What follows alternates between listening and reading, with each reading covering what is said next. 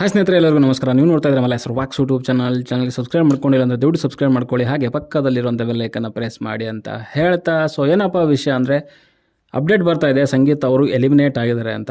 So 100% ಅಂತೂ ಅಲ್ಲ, but source ಒಂದೊಳ್ಳೆ ಸೋರ್ಸಿಂದನೇ ಬರ್ತಾ ಇದೆ, ವೆರಿಫೈಡ್ ಸೋರ್ಸಿಂದ ಅಂತ ಹೇಳ್ಬೋದು. ನೋಡಬೇಕು ಏನಾಗುತ್ತೆ ಅಂತ. ಒಂದು ಒಳ್ಳೆಯ ಪರ್ಫಾರ್ಮೆನ್ಸ್ ಕೊಟ್ಟಿದ್ದರು ನಾರ್ಮಲಿ ತೊಗೊಂಡ್ರೆ ಸಂಗೀತ ಅವರು.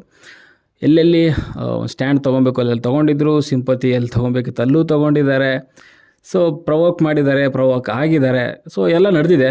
ಒಂದು ಸ್ಟ್ರಾಂಗ್ ಲೇಡಿ ಅಂತ ಹೇಳ್ಬೋದು. ಒಳ್ಳೆಯ ಚಾನ್ಸ್ ಇತ್ತು ಈ ಒಂದು ಬಿಗ್ ಬಾಸ್ 10ನಲ್ಲಿ ಒಂದು ಲೇಡಿ ಕಂಟೆಸ್ಟೆಂಟ್ ವಿನ್ ಆಗಲಿಕ್ಕೆ. ಸೊ ನಾವು ಮೊದಲೇ ಹೇಳ್ದಂಗೆ ಗೇಮ್ ಜೊತೆಗೆ ಟಾಸ್ಕ್ ಜೊತೆಗೆ ಕೆಲವು ಕಡೆಗೆ ಸಿಂಪತಿ ಕೂಡ ವರ್ಕ್ ಆಗಿದೆ ಅಂತ ಹೇಳ್ಬೋದು. ಸೊ ಇವ್ರಿಗೆ ಇಲ್ಲಿ ಗಂಟ ಬರೋದಕ್ಕೆ, ಅದರಲ್ಲೂ ಮುಖ್ಯವಾಗಿ ವಿನಯ್ಗೆ ಸುಮಾರು ಕಡೆಗೆ ಪ್ರವೋಕ್ ಮಾಡಿದ್ದಾರೆ.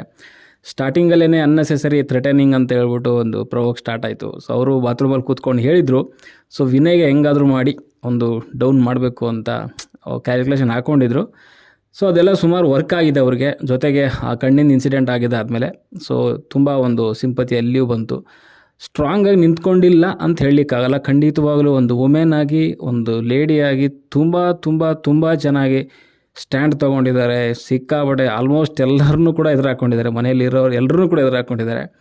ಸೊ ಆ ಒಂದು ಮಟ್ಟಿಗೆ ಒಂದು ಗೇಮ್ನ ಆಡಿದ್ದಾರೆ ಈ ಬಿಗ್ ಬಾಸ್ ಗೇಮ್ ಅಂತ ಹೇಳ್ಬೋದು. ಒಳ್ಳೆಯದಾಗಲಿ ಅವ್ರಿಗೆ. ಚಿತ್ರರಂಗದಲ್ಲಿ ಒಳ್ಳೆಯ ಅವಕಾಶ ಇದೆ. ಸೊ ಅವ್ರಿಗೆ ಇನ್ನು ಫ್ಯೂಚರ್ ಇದೆ, ಅವಕಾಶಗಳು ಸಿಗಲಿ, ತುಂಬ ದೊಡ್ಡ ಹೆಸರು ಮಾಡಲಿ.